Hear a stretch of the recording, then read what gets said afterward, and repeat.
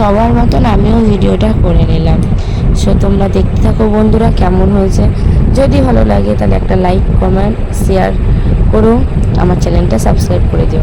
আর কি ভিডিও তোমরা দেখতে চাও প্লিজ আমাকে কমেন্ট করো।